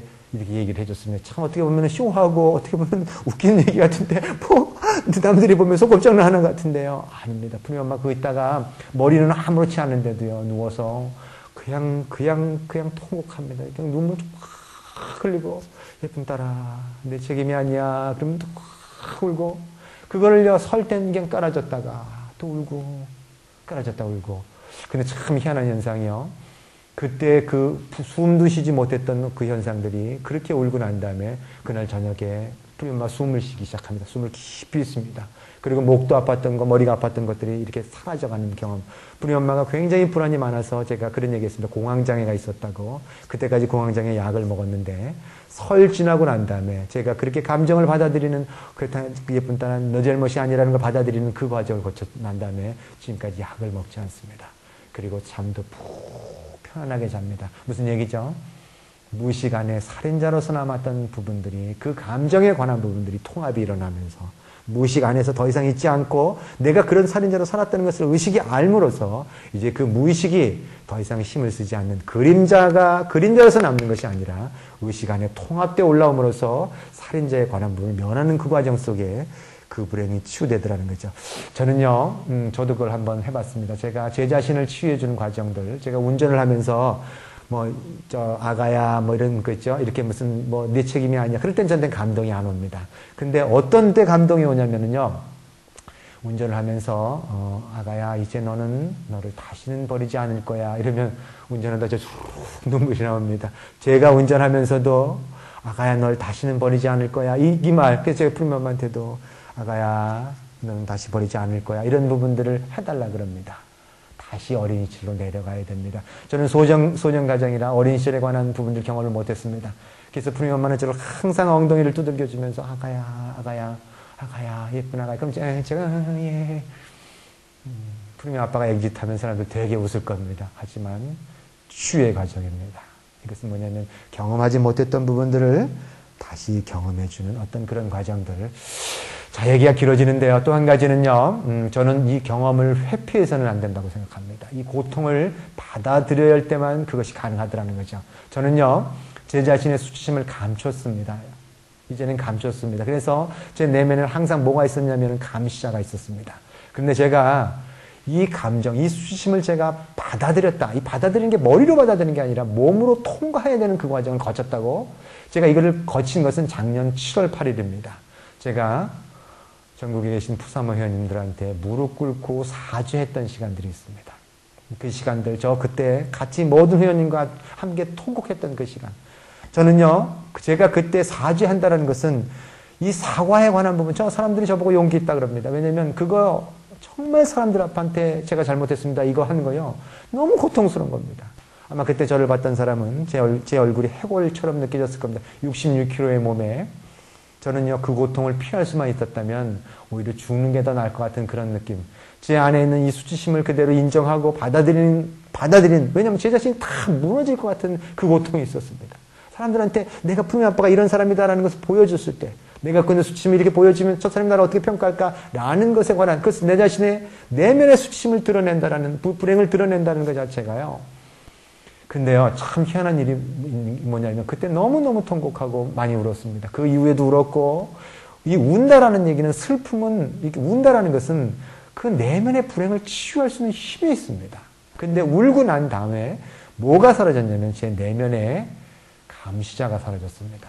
이제는 뭐냐면, 저 자신을 더 이상 감춰야 될 필요가 없는, 결국은 뭐냐면, 나 자신 안에 있는, 내 안에 있는 진정한 자아를 뭔가 감춰서, 뭔가 거짓의 자아로서 그것을 감춰야 될 이유가 없는, 말하는 거 행동에 관한 부분이 그냥 하나고, 따라서 에너지를 그 감추는 데 쓸 필요가 없는 따라서 그런 상황에서 저 자신은 다시 태어났다는 말이 그 말입니다. 이것은요, 고통을 받아들이셔야 됩니다. 회피에서는요, 사람들은 그 모든 건 다 다른 데는 다 가면서도 오로지 고통에 관한 이 감정을 대면하는 것에 관한 부분들은 회피가 들어가는 거죠. 이거를 대면해야 되는데 이 대면에 관한 용기가 없습니다.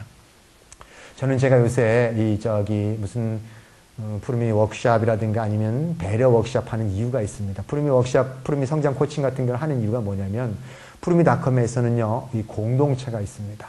공동체는 뭐냐면요.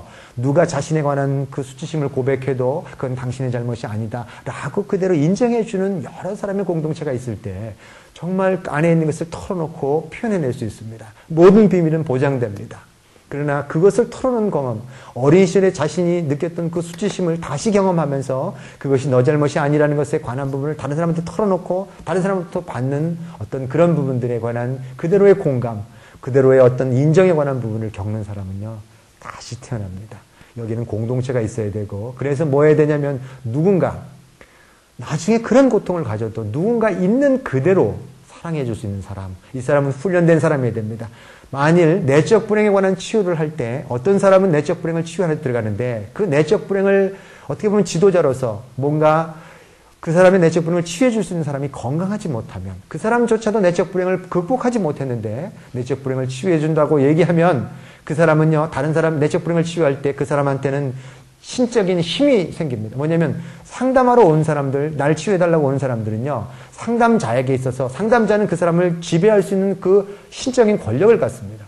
이 권력을 갖는 사람은요, 거기에 빠져서 그 사람을 지배하려고 그러면 그 사람은요, 그 안에 의존 관계, 결국 그 사람은 이게 상담자를 떠나지 못하는 거기에 의존하게 돼서 스스로 독립할 수 없는 그런 사람, 내적 불행을 궁극적으로 치유할 수 없는 그런 상태가 됩니다. 자, 그런데 건강한 사람, 자신이 스스로 섰던 사람, 그대로 인정해 줄 수 있는 사람, 있는 그대로 사랑해 줄 수 있는 사람, 이런 훈련받은 사람을 우리는 전문가 증인이라고 합니다. 저는 앞으로요, 푸르미닷컴에서 이 전문가 증인을 많이 키워낼 겁니다. 제가 아빠들 중에서도 이런 전문가 증인 역할을 해줄 사람이 굉장히 많습니다. 그런 사람들을 통해서, 공동체를 통해서 있는 그대로 사랑받는 경험을 할 때 비로소 저는 치유가 일어나더라는 거죠. 힘들고 험난한 과정입니다. 그러나 이 과정들을 거쳐갔을 때 비로소 저는 자유로움을 느꼈습니다. 자유로움과 평안함을 느꼈고 제 자신이 다른 사람과 독립되는 그 감정, 다른 사람의 감정에 의해서 지배되지 않는 나 자신의 존재로서 나 자신의 고귀함에 관한 부분들을 알게 됐다는 거죠. 나 자신이 고귀했기 때문에 다른 사람도 고귀합니다. 나 자신이 위대하기 때문에 다른 사람도 위대합니다. 나 자신을 있는 그대로 사랑하기 때문에 다른 사람도 있는 그대로 사랑해 줄 수 있는 그 마음을 가지게 됐다는 거죠. 오늘 내적 불행 굉장히 어려운 부분입니다. 그러나 이 내적 불행을 얘기하는 부분들은 왜 이 얘기를 길게 얘기하냐면 궁극적으로는 내적 불행의 치유는 궁극적으로 나를 지독하게 사랑하는 그 과정이라는 거죠. 나 자신을 있는 그대로 사랑하는 그 과정. 우리가 사랑은 두 가지가 있습니다. 나르시즘에 의한 사랑은 이거는 뭐냐면 내가 사랑받기 위해서 다른 사람을 쟁취하는, 이거는 진정한 사랑이 아닙니다. 그래서 사랑을 쟁취하기 위해서 질투하고 억압하고 어떻게 보면은 훈계하고 그다음에 그죠?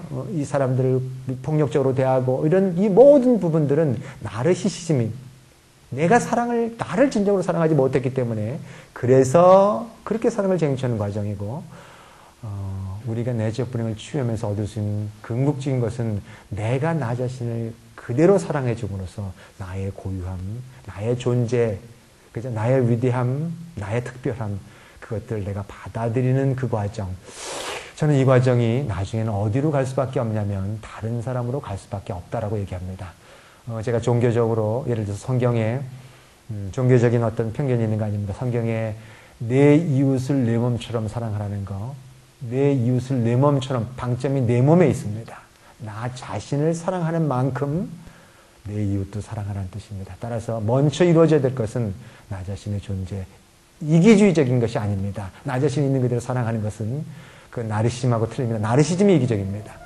이거는 그거 자체 그대로 그냥 사랑해 줌으로써 결국은 다른 사람도 있는 그대로 사랑해 줄 수 있는 그런 마음이 될 수 있다고 생각했기 때문에 오늘 내적 불행에 대한 강연을 했습니다.